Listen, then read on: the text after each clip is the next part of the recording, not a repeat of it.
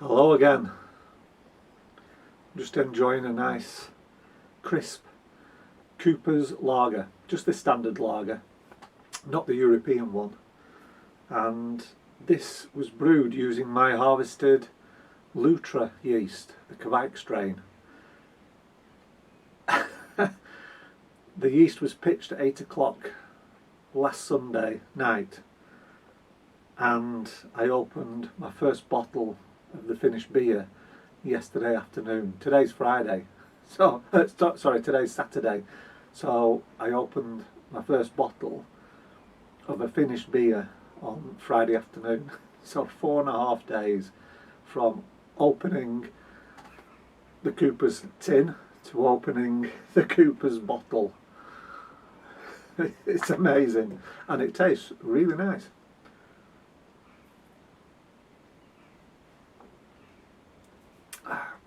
Not an outstanding beer, it's the standard lager.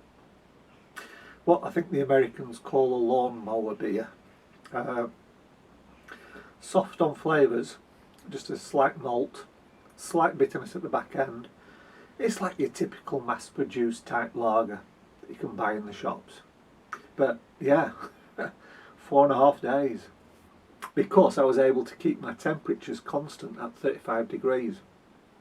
So I actually bottled this on Wednesday. I think it was about Wednesday lunchtime, early afternoon. And I was able to keep the bottles at 35 degrees. So by Thursday lunchtime, they were solid. These bottles that I used, the plastic PET bottles, it was absolutely solid. Couldn't squeeze it at all. And that's the sign that the carbonation is finished. So it was Thursday night. I moved the bottles out here and I put one in the fridge and I drank that on Friday afternoon. Finished beer. Beautiful. Right, well, I said I'm going to be eating Bresaola today, and the weight has now dropped to about 650, 660. Yesterday I couldn't wait any longer. I thought I'm going to have to try this. So I sliced into it and it's a fail. I've got half here. So it's really reduced in size. It's dark today, sorry, because it's all overcast and raining. But it reduced in size quite considerably. So that's just half. And it's about the same size on here as well.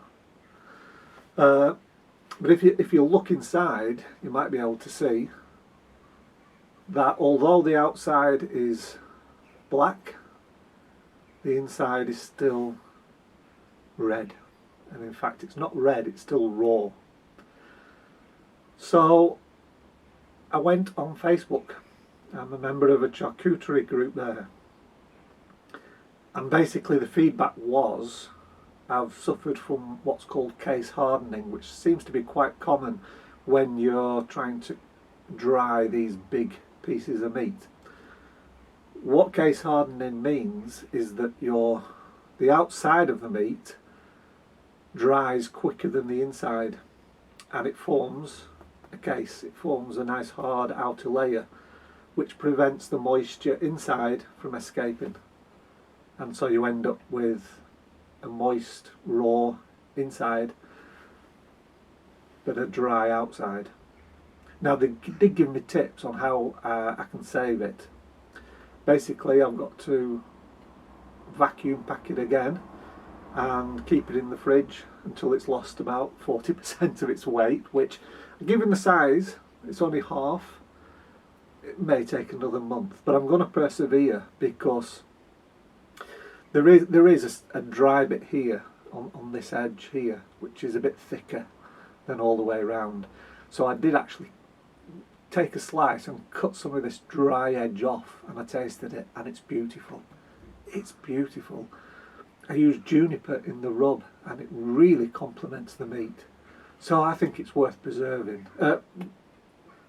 worth carrying on with, persevering with, because it tastes amazing. So that's what I'm going to do with this half. With the other half, because I just want to eat it, I'm going to freeze it, vacuum pack it, put it in the freezer, and next weekend when it's going to be sunshine and much warmer, I'm going to slice it into steaks and put it on the barbie and have barbecued beef steaks. But I do want to persevere with it because it just tasted amazing. So the Bresaola, unfortunately, was a fail, but hopefully I can try and claw it back. What wasn't a fail though was my duck. Can you see that? I don't know if it will focus. Duck Prosciutto. Now this is beautiful. This really is nice. And in fact I've read that actually rather than these big pieces of meat, this is what you should start off with as a beginner because it's pretty much foolproof. It's, oh, the fat is just so sweet and soft and buttery. And that duck breast, it's gamey. Oh. This is really nice, and it only takes about 3 or 4 weeks.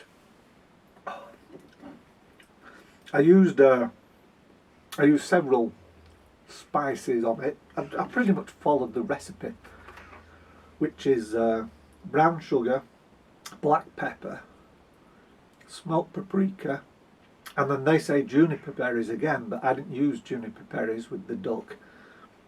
I used chili flakes, and they do give a nice little zing to it when you're eating. Oh, it's amazing. It's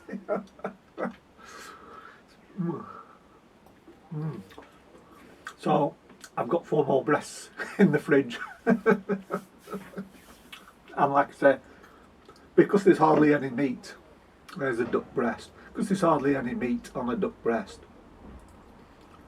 you're not running into the same problems as with a big piece of meat like this. It just dries out evenly, so it's very good for beginners. So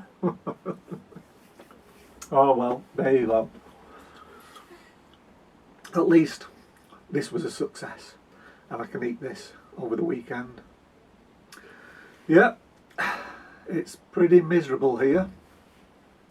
It's been overcast and raining all day, and it's going to be the same tomorrow as well. In fact, all week. I'm back. It was an Amazon delivery. Just when you're making a video. Right, so where was I? Oh yes, all this week's going to be raining, so I thought I'll use my time productively. Oh, it's gassy as that beer, sorry. I thought I'd use my time productively this weekend, and I'm going to get 3 brews on. The first, I think I've shown you a few videos back. That was the Yorkshire Bitter, clone of a Timothy Taylor's Landlord Pale Ale. And the other one I'm going to be making is First Gold IPA from Wilko, which is a high street shop in the UK. And they do their own range of homebrew kits. So this is First Gold IPA, and it's meant to be citrusy and spicy. So I'm going to put this on with probably 1 kilogram of sugar just for this, and then I'm going to swap the yeast out for a Voss Kveik strain. So this is going to be my next Kveik beer, and I think the orange flavour of the Voss yeast will complement the citrus and spiciness of the hops in the kit. So that's the plan for that, and that again should be ready next week. It's just incredible. Tomorrow though, I've got a big brew on. I'm going to be brewing with the stock pot, and I've got this. Oh, it's Crafty Brews West Coast Saison. It says it's going to be 5.2% ABV, spicy, citrus and subtly wild. And basically it's just a recipe pack You get everything you need in the pack, and it's an extract beer, so the stock pot's going to be being used, and I'll put this on as well tomorrow. I'm not using Kveik with this though, it actually comes with a sachet of, I think it's a wheat beer yeast. So with these you're looking at, well, 2 weeks to ferment, 2 weeks in the bottle, and then a couple of extra weeks on top of that just to let it condition. So these will be ready, well, when will it be? Mid-August. So that's a good timing for a saison wheat beer type of drink when it's mid-August, and that's usually our hottest time of the year, so that'll be really refreshing. Well, that's it for this week. Thanks for watching. I hope you have you've had a great weekend, because you're watching this on Sunday, of course. And I hope it's not as wet where you are as it is here. I may do a video tomorrow making the saison, and I'll put that up on Thursday. Oh, I've also bought some mincemeat, because I'm going to be making some salami probably tomorrow as well. It's going to be a busy day tomorrow, and I'll video that, and that will be up next Sunday. So there you go. Thanks for watching. Hope you're all doing well, and I'll see you again in the next video.